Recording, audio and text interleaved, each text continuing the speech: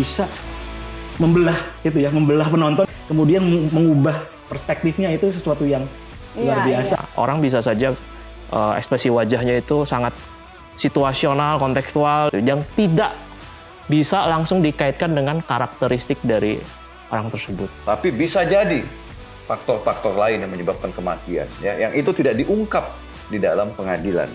Itu jadi itu ya, muncul itu dalam segmen karma. Nanti kita kumpul lagi Pak di sini tempat berarti. Kayak perang antar orang kaya saja ini sebenarnya. Verdi Sambo mungkin itu agak rancu di situ aja. Maaf ya. Aduh, ya Allah, takut lagi. Terus mereka tiba-tiba ada meeting amnesia bertiga seketika, gitu ya kan. kan. Agak asem kopinya. You wanna have some coffee? Or you wanna seek justice? Ice Cold, reviewed by Academist. Professor Juniman Abraham,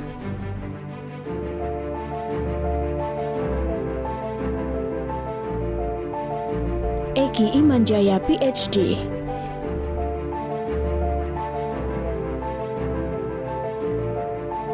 Dr. Ahmad Sofyan.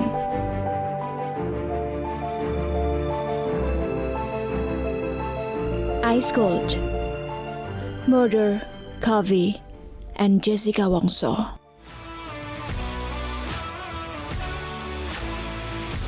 Halo Smart Viewers, balik lagi di Good Talk di Binus TV.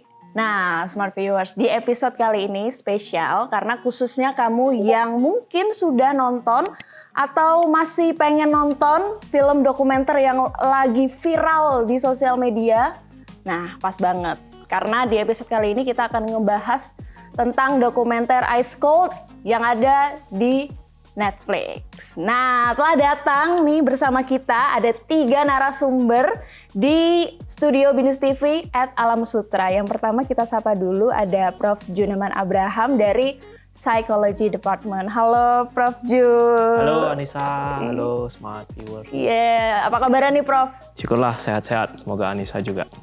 Terima kasih Prof. Nah, Smart Viewers yang kedua ada Pak Ahmad Sofyan dari Business Law Department. Halo Pak Sofyan. Ya, halo Anissa dan halo Smart Viewers. Halo, kabarnya baik Pak? Ya, sehat seperti biasa, seperti Sudah yang tonton ngopi, lalu. Pak? Belum, itu yang masalahnya. Belum sempat ngopi. Dan yang ketiga ada Pak Eki Imanjaya dari Film Department Binus. Halo Pak Eki. Halo Anissa, halo Smart Viewers. Ya, kabarnya baik juga Pak? Alhamdulillah. Alhamdulillah, kita berempat ya. Ya. Sangat baik dan sangat siap untuk membahas tentang topik kali ini ya Pak ya. Ya. Ya, nah mungkin saya akan mulai dari Pak Eki dulu nih Pak. Sebagai perwakilan dari Film Department ya, ini kan pas banget nih. Ya. Film dokumenter di Indonesia kapan lagi Pak viral? Kalau kita pikir kan nggak banyak ya Pak film dokumenter yang bisa serame ini dikonsumsi oleh masyarakat dan berbagai kalangan gitu. Kepo banget nih istilahnya tentang film dokumenter Ice Cold ini. Nah pertanyaannya Pak Eki, film dokumenter ini dia itu punya pedoman tersendiri nggak sih Pak, sehingga kita bisa menyebut sebuah film dokumenter ini emang baik dan emang bagus untuk kita konsumsi Pak Eki? Sebenarnya nggak ada secara khusus ya, ada pedoman atau tidak. Tapi memang film termasuk dokumenter itu memang awalnya dan nature-nya itu memang sebuah propaganda gitu ya.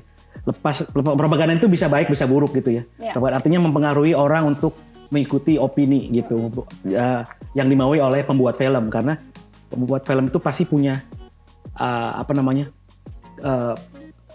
apapun itu apa ke ideologi atau ke apa, karena ketika kita memilih siapa yang kita wawancara atau letak kamera itu semua pilihan dan itu semua mempengaruhi mau kemana ini dokumenter dibawa gitu. Oke, nah Pak, kalau kita lihat ini kan banyak antusiasme dari masyarakat ya, dari yang muda sampai yang sudah berumur gitu kan, kepo pengen nonton gitu. Nah, ini disebabkan karena topiknya yang memang viral gitu, atau memang justru masyarakat Indonesia ini butuh nih dengan kualitas film dokumenter yang seperti ada di Netflix sekarang? Ya kalau menurut saya sih memang terjadi karena tahun 2016 itu kan Ya. viral banget ya di siaran langsung gitu kan. Kebetulan saya lagi nggak di Indonesia, lagi tugas belajar, jadi saya tidak ikut-ikutan gitu ya. Jadi saya ketika nonton tuh baru pertama kali Ya. gitu kan. Cuman memang ini menarik nih, seperti saya tadi bilang propaganda gitu ya, karena kita bisa ngelihat misalnya cara itunya, misalnya ini kan yang bikin orang Australia Ya. mengenai warga negara Australia gitu ya. Sekilas memang mau berimbang gitu, kita mau berimbang, tapi kita ngeliat pertama dari screen time, kan bapaknya sering muncul ya.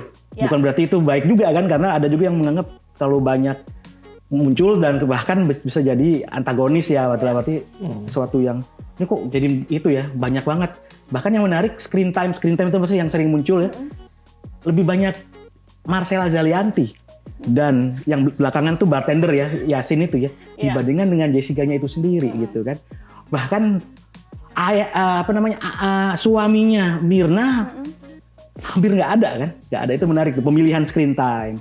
Yang kedua adalah yang menarik sehingga kita bisa ngelihat bagaimana film itu menggiring gitu ya. Yang kedua adalah ada scene yang secara sekilas tidak berkaitan. Misalnya adegan bapaknya Myrna nembak meleset kan. Iya, betul. Iya. Awal-awal kenapa ada adegan itu, tapi pasti ada sesuatu gitu, bisa ditafsirkan. Terus kedua ada adegan badut, inget ya, ada badut lewat gitu kan. Ada badut lewat. Terus ada beberapa adegan lainnya yang sekilas nggak terlihat gitu, atau tidak terhubungan, tapi ada di situ gitu. Misalnya ada juga yang pengacaranya Jessica itu kan dia di lapangan golf itu terlihat kaya, terus kemudian setelah itu atau gak jauh dari itu ada pernyataan yang kaya hanya yang kaya yang bisa mendapat keadilan. Nah, kayak gitulah, itu yang menarik gitu. Ada pesan-pesan baik itu yang langsung ya, kan yang langsung jelas kan sianida cuma 0, sekian, tidak mau diotopsi itu kan langsung, tapi ada juga yang pesan-pesannya nggak langsung, itu yang menarik sehingga banyak sekali penafsiran gitu. Misalnya yang di Twitter itu ada pembicaraan tentang itu tuh.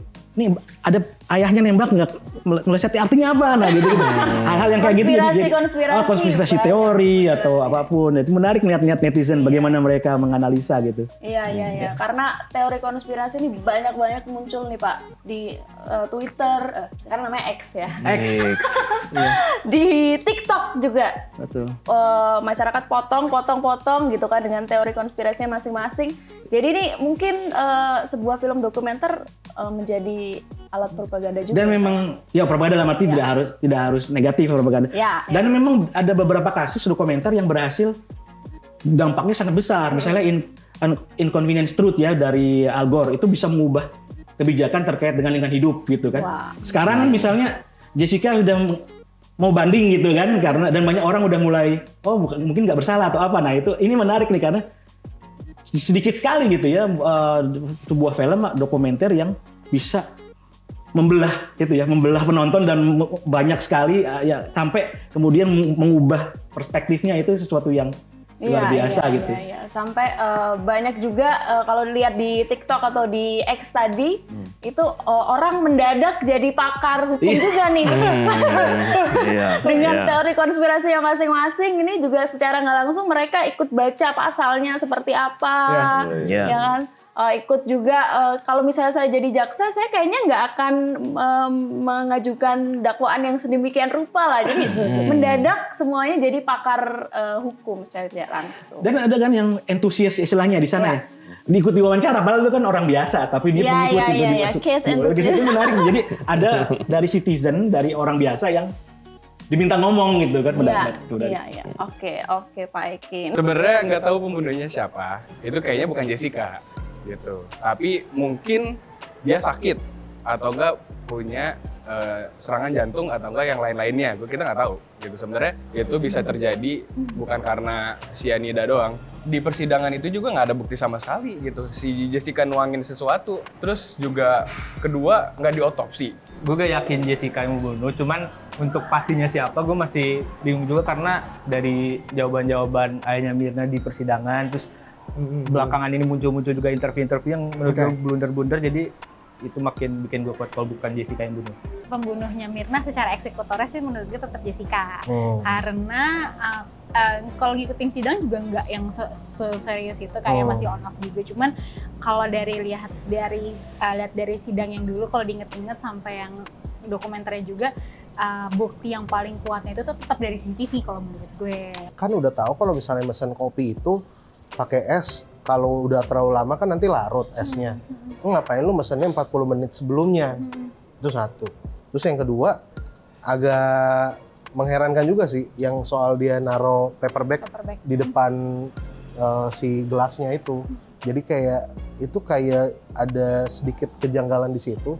Tapi ya terlepas dari itu sebenarnya banyak alasan kenapa belum tentu perlakuan-perlakuan ini menjerumuskan dia sebagai pelakunya juga sih. Ya, kalau aku muncul di beberapa FYP ku tentang si potongan-potongan dari Ice Cold itu, jadi nonton cuma beberapa. Terutama di bagian bapaknya. Kalau dulu yakin, kalau sekarang kayaknya agak ragu ya setelah nonton video di TikTok itu. Kalau aku sih 50-50 karena yang dulu nggak ngikutin. Kalau yang sekarang aku ngeliatnya sih kayak 50-50 aja sih, sebenarnya dia ngebunuh, tapi itu nggak 100% kayaknya. Mereka dari ahli-ahli psikologi, forensik, dari bapaknya sendiri tuh kayak jadi aneh gitu, beda banget sama persidangannya dulu gitu. Nah, tadi udah senggol-senggol dikit tentang pakar hukum dadakan, sekarang kita nanyanya ke pakar hukum yang asli nih Pak ya. Kita geser ke Pak Sofyan. Pak Iki, terima kasih untuk pandangannya. Nah Pak Sofyan, ini kan tadi kan banyak teori konspirasi bermunculan ya Pak ya di media sosial. Nah kalau menurut Pak Sofyan sendiri nih, dari ke pasca munculnya dokumenter ini kan orang banyak yang bilang janggal nih gitu kan. Kayaknya sepertinya pembunuhnya bukan Jessica nih gitu. Nah, tapi menurut Pak Sofyan sendiri dari segala proses hukum yang sudah terjadi ini janggalnya justru ada di mana, Pak? Ya. Jadi kasus ini telah terbukti sah dan meyakinkan ya. Mirna melakukan tindak pidana pembunuhan yang direncanakan lebih dahulu. Dari putusan tingkat pertama Pengadilan Negeri. Ya? Oh ya, Jessica, sorry. Ini malah Mirna lagi, Jessica ya. Saya ulangi Jessica. Jadi di tingkat pertama Pengadilan Negeri terbukti ya. Kemudian dia banding pengacaranya, terbukti juga. Kemudian kasasi terbukti juga. Lalu ada satu upaya hukum luar biasa namanya PK. Ya, peninjauan kembali. Dan PK juga menyatakan bahwa Jessica terbukti sah dan meyakinkan melakukan tindak pidana pembunuhan yang direncanakan lebih dahulu 340. Nah, tidak ada upaya hukum lain. Kalau dalam konteks hukum pidana, ya udah selesai. Berarti memang Jessica melakukan tindak pidana pembunuhan yang direncanakan. Tidak ada upaya hukum lain apapun. Jadi, kalaupun netizen menganggap ada teori konspirasi, ada teori yang menunjukkan bahwa ini adalah sebuah rekayasa, sebuah jebakan dalam konteks hukum pidana, apapun di belakang itu udah tidak berlaku lagi. Nah, tapi dalam proses hukum pidana ada yang kita sebut dengan eksaminasi. Nah, ahli-ahli hukum punya hak untuk mengeksaminasi putusan itu. Ya, jadi kalau kita eksaminasi putusan itu memang ada beberapa aspek yang kurang akurat dalam pertimbangan hukum hakim dalam menilai alat buktinya. Jadi alat bukti dalam hukum pidana itu mengacu pada pasal 184 KUHP. Apa itu? Saksi, surat atau dokumen, keterangan ahli, petunjuk, dan keterangan terdakwa. Ya, ada 5. Nah, hakim harus memutus minimal berdasarkan 2 alat bukti yang sah, ditambah dengan keyakinan. Ya. Nah, yang paling utama itu adalah saksi. Nah, saksi apa? Saksi fakta. Ya. Tidak ada satupun saksi fakta yang menyatakan, yang melihat, yang dikatakan saksi itu adalah orang yang melihat, mendengar, dan mengalami sebuah peristiwa pidana. Itu yang dikatakan sebagai saksi. Melihat, mendengar, dan mengalami. Pada saat, di mana dia melihat? Pre-faktum, sebelum perbuatan itu dilakukan. Yang kedua, pada faktumnya, pada perbuatan itu. Dan yang ketiga adalah post-faktum, setelah perbuatan itu dilakukan. Jadi, apakah ada saksi yang melihat Jessica membeli cyanida? Jawabannya tidak ada. Oke. Adakah saksi yang melihat Jessica memasukkan cyanida di dalam kopi? Tidak ada. Postfaktumnya, adakah Jessica ya menghilangkan sisa-sisa ya cyanida itu? Juga tidak ada. Jadi saya pernah menyatakan jika kasus ini ya hakimnya diganti dengan hakim dari Amerika Serikat, dari Australia, dari Malaysia, dari Singapura, saya bilang Jessica bebas. Kenapa? Tidak ada saksi. Meskipun tidak semua tindak pidana harus ada saksi. Yang kedua, dokumen surat. Surat menyatakan bahwa surat itu adalah visum. Ya, salah satunya surat itu adalah visum. Visum ad refertum yang diterbitkan oleh rumah sakit. Ternyata tidak juga menyatakan cyanida sebagai penyebab. Ya. Jadi surat atau visum yang diterbitkan tidak juga. Jadi satu saksi tadi nggak ada alat buktinya, kemudian surat juga menyatakan bukan itu, berarti ada dong penyebab lain, ya. Ada penyebab lain yang kita sebut X dalam hukum pidana, dalam bicara soal kematian, ya. Saya kebetulan nulis disertasi tentang kematian, ya, ajaran kausalitas dalam hukum pidana. Saya meneliti 600 putusan pengadilan tentang kematian, tentu tentang pembunuhan, baik pembunuhan biasa, pembunuhan berencana. Nah, seseorang mati itu penyebabnya nggak tunggal. Kalau ditembak, kalau sambung, dar, mati kan. Ya. Tapi ada juga penyebab kematian itu kompleks. Kalau istilah supervisor saya, berserabut. Jadi, kalau kita nilai penjelasan para ahli di pengadilan, ahli berkesimpulan bahwa penyebab kematian Mirna kompleks. Banyak, bukan hanya cyanida, tapi bisa jadi faktor-faktor lain yang menyebabkan kematian, ya, yang itu tidak diungkap di dalam pengadilan, yang tidak diungkap. Mungkin aja dia punya penyakit jantung, mungkin aja dia punya penyakit ayan, mungkin aja punya penyakit-penyakit lain, dalam situasi tertentu kambuh, dibawa ke rumah sakit, meninggal.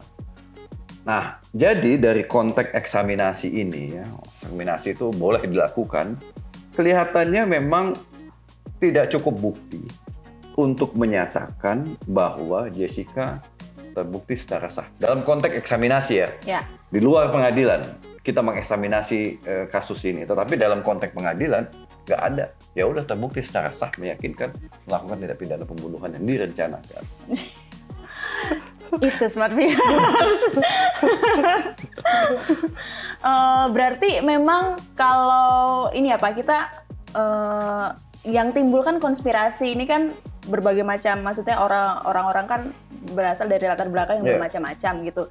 Jadi mereka meminjam kata Pak Sofyan tadi berserabut ya. Jadi ya terserah saya mau punya pandangan seperti apa gitu. Tapi kalau misalnya dari Pak Sofyan gitu sebagai seorang kriminolog juga, yang harus dilihat, yang harus dipisahkan tadi apa ya? Kalau berdasarkan putusan pengadilan kan sudah inkrah, artinya sudah selesai. Tapi kalau kita mengkaji berdasarkan eksaminasi putusan, ya yang dijelaskan Pak Sofyan tadi barusan. Kalau misalkan dari gua, kalau mimik dari Jessica sebenarnya bisa-bisa aja dibawa. Karena dalam psikologis mungkin itu ada ininya ya, ada pembelajarannya dan ada penelitiannya juga. Banyak orang yang terakhir kan itu emang mukanya jutek lah, apalah segala macam, kan itu mungkin susah untuk diubah, untuk kecuali mungkin aktor acting. Dan di persidangan itu menurut gue bukan untuk acting, jadi karena itu momen serius juga nggak sih? Jadi udah gak relevan sih. Nah, ini yang menarik juga nih. Nanti kita akan geser ke Prof. Jun. Terima kasih Pak Sofyan. Ini banyak yang berteori juga berdasarkan ekspresi muka, Prof. Ini paling rame juga nih salah satunya ya Pak ya. Gitu. Di sisi lain, ini kayaknya orang ini bersalah deh karena mukanya seperti ini gitu. Ini kayaknya orangnya antagonis deh, bukan orang baik deh kayaknya. Kan orang masyarakat kita sering menilai orang berdasarkan ekspresi wajah ya gitu. Nah, menurut Prof. Juneman ini kalau misalnya dari ilmu psikologi itu bisa nggak sih Prof kita menilai itu? Ya, pertama itu ada istilahnya ya, fisiognomi namanya ilmunya. Iya, fisiognomi. Jadi menyimpulkan karakteristik psikologis, sifat-sifat dan sebagainya dari seseorang itu berdasarkan gerak air mukanya dan sebagainya, ekspresi wajahnya dan sebagainya. Ini masih sangat kontroversial di bidang psikologi. Ada yang menganggapnya ini adalah apakah ini science, apakah ini pseudoscience atau ilmu semu, atau lebih soft lagi ini seni gitu ya, suatu seni meramal kepribadian orang dari ekspresi wajah. Nah kalau kita lihat dari kontroversi ini, sebenarnya memang kemudian orang mempertanyakan apakah ada dasar ilmiah gitu ya untuk melakukan penyimpulan yang seperti itu. Berdasarkan penelusuran terhadap kajian-kajian ilmiah yang ada, memang kemudian ditemukan bahwa sangat subjektif gitu. Pendapat-pendapat semacam itu sangat subjektif, tidak ada konsistensi yang kuat begitu, atau dalam bahasa ilmiahnya disebut reliabilitasnya rendah dari penyimpulan tersebut ya. Pengamat yang berbeda mengamati ekspresi wajah yang sama bisa melahirkan kesimpulan yang berbeda gitu ya. Jadi secara scientific evidence atau bukti ilmiah sangat dipertanyakan fisiognomi ini. Kemudian juga standarisasi gitu ya untuk melakukan interpretasi gitu ya. Tidak ada gitu. Artinya bahkan pelatihan-pelatihan gitu ya, badan sertifikasi katakanlah untuk fisiognomi begitu yang otoritatif dan sebagainya tidak kita temukan gitu ya.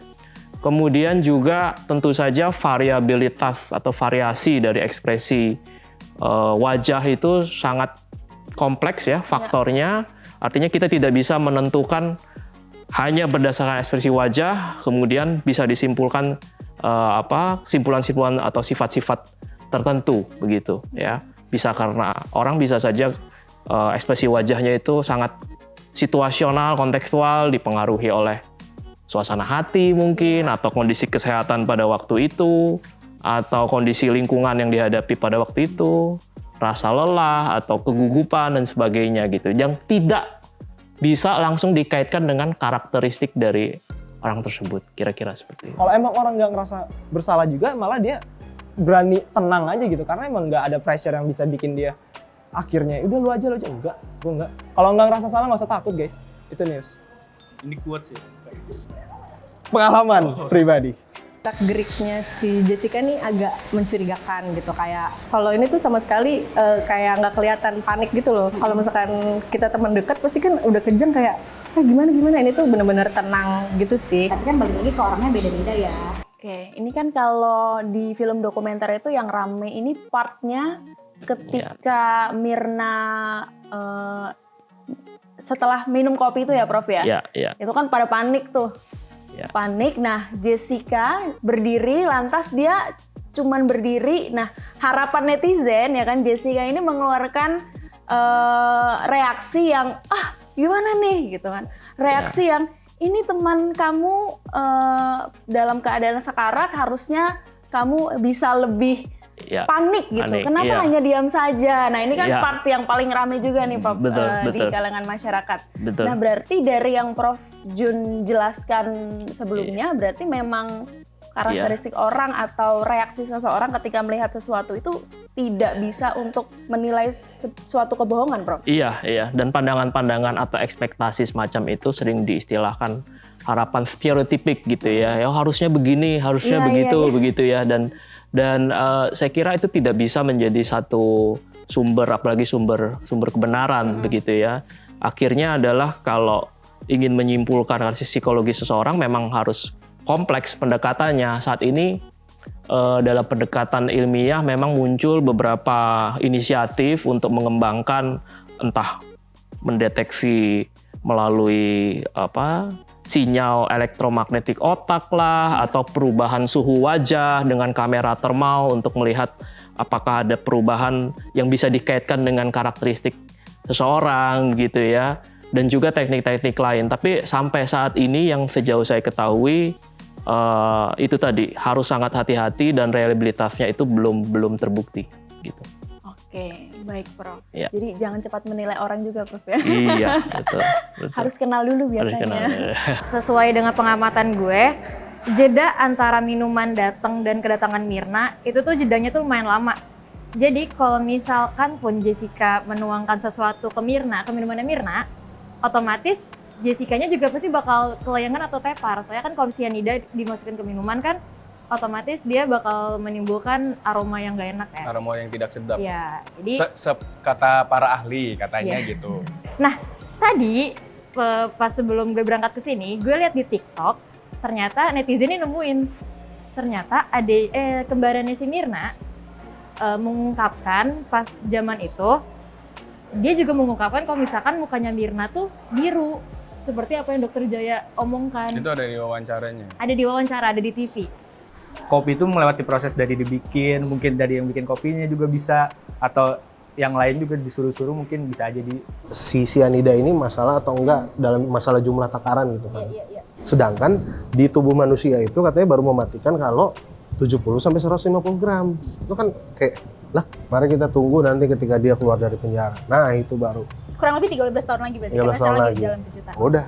Kayak menurut aku, karena aku nonton 2 kali, aku baru ngeh kalau misalkan si manajer itu bilang kalau misalkan dia yang wrapping sendiri sampai itu diambil gitu, dan ternyata si baristanya juga ngomong yang sama kalau misalkan dia tuh yang wrapping gitu. Prof Jun, terima kasih. Saya mau balik dulu ke Pak Sofyan lagi nih Pak. Ini kan kalau kata Prof Otto di film dokumenternya itu, kata kunci dari kasusnya Mirna adalah mati karena cyanida. Mati karena cyanida. Nah, kalau dari Pak Sofyan setuju dengan pendapat tersebut? Maksudnya setuju bahwa dia benar mati kata kuncinya memang mati karena cyanida? Iya, kalau dalam putusan yang saya baca dalam kasus ini, memang hakim menyimpulkan berdasarkan keterangan ahli ya, karena memang ahli berbeda pendapat di dalam persidangan, itu menarik sebetulnya, sehingga itu didokumentasikan. Jadi bahan ilmu pengetahuan juga. Ahli yang diambil oleh hakim, oleh majelis hakim adalah ahli yang menyatakan bahwa Mirna mati karena cyanida. Padahal ada ahli lain yang menyatakan nggak mungkin. Hanya 0,2 mg menyebab kematian. Ahli yang lain menyatakan dalam persidangan itu nggak mungkin ini sebagai penyebab tunggal. Pasti ada faktor-faktor lainnya yang menyebabkan orang mati. Bisa diuji katanya. Orang dalam keadaan sehat dikasih 0,2 mg, itu pasti nggak mati. Gitu. Kecuali tubuhnya ada situasi tertentu. Sama ketika seseorang, kita ada kakek-kakek usia 70 tahun, punya sakit jantung, dikejutin, pup, mati. Apakah orang yang mengejutin itu bisa kena 338, 340 menyebab kematian? Dalam konteks hukum pidana nggak bisa. Ya. Karena penyebab kematian dia adalah sakit jantung. Nggak semua orang normal dikejutin mati. Kecuali kita dorong dia dari lantai 30 jatuh mati. Siapapun pasti mati. Jadi ada faktor yang menyebabkan dia mati. Berarti dia dipidana kenapa? Ya karena ngejutin aja, bukan karena kematian. Bukan karena dia dituduh melakukan kejutan dan mati. Tapi dikejutin aja. Jadi penyebab kematiannya ya sakit jantung.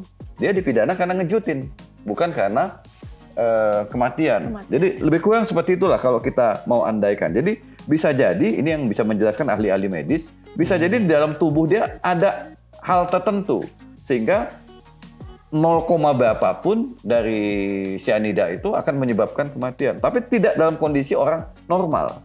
Karena itu harusnya bisa jadi ada tindak pidana lain lah kalau memang itu terbukti ya. Terbukti bahwa memang Jessica memasukkan itu, jika itu terbukti. Tapi itu juga nggak ada buktinya, ya. Oke, jadi penyebabnya bukan itu.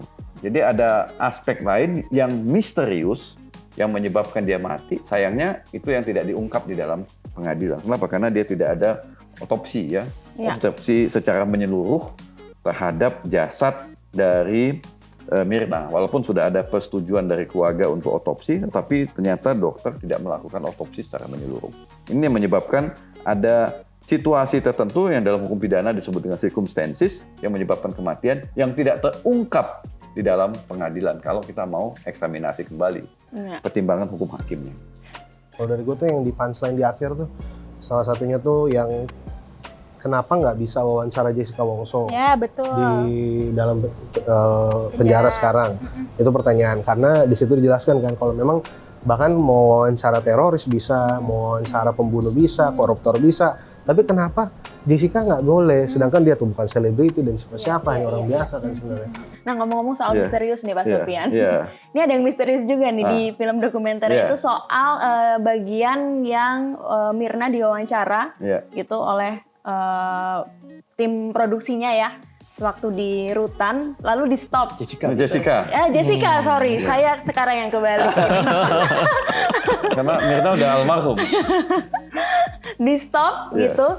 Nah, ini Smart Viewers juga kepo nih Pak Sofyan. Sebenarnya bisa nggak sih kita untuk mengambil video gitu ya atau footage gitu seseorang yang ada di rutan untuk dimintai keterangan begitu? Itu ada regulasi khusus yang mengatur soal itu nggak sih Pak? Ada ya, ada Peraturan Menteri Hukum dan HAM tahun 2011. Tetapi sebetulnya kan sejak awal sutradara udah mengajukan proposal, mengajukan surat ya untuk memohon dilakukan wawancara. Nah, ketika dapat izin, sehingga keterangan itu jadi seimbang dalam pengadilan itu. Tentu ada keseimbangan ya dalam menyampaikan. Semua pihak boleh mengajukan saksi, memberatkan, meringankan. Demikian juga ketika membuat sebuah film ya. Ketika membuat film, ada tadi udah disebutkan dari bapaknya Myrna ada, pengacaranya Jessica ada, keluarga kakaknya atau adiknya ada, tetapi dari Jessica-nya sendiri nggak ada. Jadi ini tidak seimbang sebetulnya. Tidak seimbang, harusnya ya Kementerian Hukum dan HAM tidak melarang. Karena sejak awal udah tahu bahwa ini adalah untuk keseimbangan dan ini adalah sebuah dokumentasi. Sehingga publik pun bisa tahu apa sebenarnya yang disampaikan oleh Jessica pas waktu itu. Sebetulnya tidak ada larangan. Jadi banyak kasus-kasus yang wawancara-wawancara jika udah dapat izin ya bisa dilakukan wawancara. Jadi ini kan enggak ya, padahal untuk dokumenter dan mereka tahu bahwa semua aktor diwawancarai, tapi kenapa Jessica tidak? Sehingga ada informasi yang tidak bisa kita dapatkan secara utuh dari Jessica terkait dengan vonis pengadilan yang menyatakan dia terbukti secara sah dan meyakinkan melakukan pembunuhan. Jadi menurut saya ada informasi yang tidak kita dapatkan secara utuh, sehingga ini menjadi pukulan juga bagi Kementerian Hukum dan HAM ya, bagi pemerintah. Kenapa nggak dikasih izin gitu loh wawancara? Memang regulasinya harus ada izin. Tapi harusnya diberikan izin menurut saya. Jadi tidak dihalang-halangi. Apalagi ini adalah sebuah dokumentasi ya untuk pembelajaran juga. Berarti boleh ya Pak? Pada intinya adalah boleh. Boleh, sepanjang ada izin boleh. Oke, sepanjang ada izin. Kalau aturannya seminggu sebelum wawancara sudah mengajukan surat ya kepada Direktur Jenderal Pemasyarakatan Republik Indonesia. Apa jangan-jangan sengaja di-cut juga kita nggak ada yang tahu ya Pak ya? Betul begitu Pak Eki? Mungkin sebuah trik gitu kan supaya orang mengandai-andai, wah nggak boleh nih, biar rame. Bisa juga kayak gitu Pak? Karena di film dokumenter bilang kan di blog ya, dilarang kan ya. Padahal kalau nggak salah di film itu juga dibilang Imam Samudra aja boleh diwawancara gitu kan. Dan ada beberapa film dokumenter yang memang ada wawancara di dalamnya gitu. Misalnya yang pemenang FFI dokumenter tahun lalu kalau nggak salah itu tentang narapidana perempuan yang melahirkan dan membesarkan anak-anaknya di penjara. Berarti kan masuk penjara dan boleh karena dapat izin tadi gitu ya. Ini kenapa ini nggak boleh? Berarti itu juga menjadi konspirasi teori lagi tuh. Salah satu yang viral menurut kenapa nggak boleh? Gitu. Dan menurut gue Jessica itu cuma kaki tangan. Dari bukti-bukti yang udah dikasih di dokumenter mungkin kayak kenapa ada yang janggal, ada yang kayak ditahan-tahan atau mungkin hilang. Nah itu tuh jadi kayak pertanyaan besar aja sih. Lagian juga kenapa kalau mau unveil the truth, kenapa nggak kasih the truth aja? Nah, kayaknya ini tuh mungkin terjadi gitu yang manipulasi bukti segala macam tuh terjadi karena adanya kasus si Sambo juga ya. Untuk Prof Jun, ini kan film dokumenter ini kan sebagai media juga ya Prof. Untuk ya ada yang media sebagai edukasi juga di tengah masyarakat. Nah tapi khusus untuk yang dokumenter kali ini menggiring pandangan sendiri-sendiri nih di kalangan masyarakat. Nah, Prof, gimana sih sebuah film dokumenter itu bisa menjadi media gitu ya untuk menggiring pandangan kelompok masyarakat, bahkan kalau ini kan masyarakatnya luas banget ini, hampir satu Indonesia menuju perhatiannya ke dokumenter ini itu gimana, Prof? Betul, ya. Jadi yang jelas film dokumenter yang mengundang perhatian publik seperti ini ya pasti mempengaruhi persepsi dan emosi ya dari para penontonnya gitu. Itu satu hal yang pasti begitu ya. Dan bisa juga artinya penonton itu kemudian melihat apa yang ditayangkan dari tayangan tersebut adalah satu representasi dari satu kenyataan begitu ya, apalagi kalau kemudian diperbincangkan terus, kemudian terjadi repetisi ya dalam psikologi sosial tuh sesuatu yang diulang atau sesuatu yang kita dengar berulang-ulang gitu, lama-lama kita familiar dengan itu dan membuat kita meyakini bahwa inilah yang sebenarnya yang dilukiskan di film itu yang fakta yang sebenarnya terjadi begitu ya. Padahal bisa jadi tadi Pak Eki sudah mengatakan ada agenda setting dan sebagainya mungkin ya dari film dokumenter tersebut begitu. Tapi yang pasti adalah barangkali juga kesadaran gitu ya terhadap satu isu ini. Saya yakin juga ada beberapa misalnya mahasiswa saya juga ada yang tidak tahu juga kasus tersebut ya. Tapi dengan adanya Ice Cold ini kemudian timbul awareness, kemudian mau menjadi sarana learning untuk mencoba analisis dan sebagainya, itu satu hal yang saya kira sisi lain yang positif ya dengan kehadiran film dokumenter ini. Walaupun juga perlu dibarengi dengan kesadaran kritis ya bahwa apa yang dihadapi di sebuah film itu perlu kita kaji sama-sama, kemudian lihat secara ilmiah tadi seperti misalnya soal fisiognomi tadi begitu ya, kira-kira seperti itu. Berarti bisa jadi bahan skripsi juga nih ya Pak? Bisa sekali ya. Tentu ada dramatisasi dan sebagainya dari sebuah film dokumenter semacam ini, oleh karena itu ya saya kira bahan pembelajaran yang bagus gitu ya buat mahasiswa. Pak Eki, ini untuk jadi penutup juga nih Pak, ini film dokumenter Ice Cold ini apakah bisa dibilang sebagai sebuah produk industri yang sukses Pak? Ya, kalau ukurannya adalah menjadi viral dan perbincangan, kemudian hangat gitu ya. Berhasil ya, karena kalau kita lihat tadi nomor 1 terus di Netflix itu nomor 1. Betul. Dan jangan lupa ini adalah produksi di Australia, artinya produksi luar negeri dan ditaruhnya di Netflix yang artinya bisa ditonton banyak orang. Artinya kasus ini menjadi kasus internasional gitu dan bisa menjadi perbincangan dan barangkali mungkin kita nggak tahu ketika ini direkam kan kita nggak tahu ke arah mana, tapi orang sudah mulai ngarah Jessica tidak bersalah nih jangan-jangan. Nah, itu nggak tahu, siapa tahu bisa sekuat itu gitu untuk menggiring massa. Masalahnya sekarang inilah ya netizen dan massa, netizen yang maha julid dan maha benar ini yang kadang-kadang membuat bisa mendorong bisa ke baik bisa ke buruk ya, sehingga ketika massa udah bicara, udah bersabda lah gitu. Nah itu bisa jadi nggak tahu nih mau kemana arahnya. Tapi dari segi perbincangan menjadi viral itu udah sangat berhasil ya. Dan kan jarang di Indonesia dokumenter diperbincangkan sehangat ini gitu. Lepas dari kontroversinya, berbagai macam konspirasi teori dan kesotauan atau semua menjadi ahli gitu ya itu, tapi diperbincangkan kan akhirnya. Iya. Termasuk kita berempat dipertemukan di sini ini juga salah satu tanda-tanda sukses ya Pak ya. Nah, mungkin kalau nanti next ada dokumenter serupa kita bisa berkumpul lagi di sini Pak. Oh iya, setuju. Setuju ya Pak. Saya sih berdua kalau ada yang bikin lagi tentang Jessica belum tentu angle-nya sama. Nah, itu bisa dilihat karena kasus Kennedy, kematian Kennedy kan dari berbagai macam perspektif ya. Ini kan baru satu yang bikin gitu. Menarik sekali kalau ada bikin yang perspektif lain gitu. Dan kayaknya banyak juga Pak kasus-kasus yang viral lainnya kan. Iya, Sambo misalnya. Itu mungkin itu jadi itu ya, muncul Sambo dalam dalam segmen Karma muncul sedikit.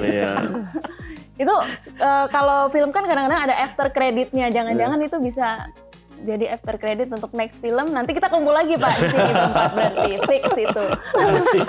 Siap. Dan disusuli dengan riset. Oke. Pak, Bapak-Bapak sekalian, terima kasih untuk waktunya kita berkumpul di studio Binus TV Alam Sutra. Semoga Smart Viewers juga tercerahkan ya Pak, gitu. Dan mungkin ada yang dapat insight mau skripsi juga boleh ya Pak ya, berarti ya? Boleh banget. Boleh. Skripsi, tesis, disertasi bisa. Terima kasih Prof. Juneman, Pak Sofian, Pak Eki, waktunya. Semoga bisa bertemu di next episode mungkin ya di Binus TV lagi. Penasaran, pasti penasaran sih. Mau banget. Karena kan yang kalau Sambo mungkin nggak pernah gue ikutin ya. Oh iya benar. Cuman nanti kalau misalkan ada dokumentasinya paling bisa diikutin juga gitu. Mau kalau bisa bikin Ice Cold kedua, tapi yang case-nya tuh nggak menyudutkan tentang si bapaknya atau Jessica-nya aja. Penasaran sama ceritanya Munir juga mungkin, sama Marsinah juga mungkin, dan mungkin yang paling newest juga kan Sambo juga. Mungkin di kasus-kasus lain juga bisa kelihatan dari sisi lain selain yang ada di berita aja. Menarik juga. Itu mungkin terjadi dan saya kan nonton sih, pengen lihat gitu seberapa berpengaruhnya kayak lo punya duit, lo punya kuasa gitu sih. Kalau aku kayaknya tim yang tetap nggak nonton deh, karena aku tetap harus menjaga kewarasan aku ya. Takut emosi nontonnya. Ya, dan untuk Smart Viewers juga terima kasih udah nonton di episode kali ini.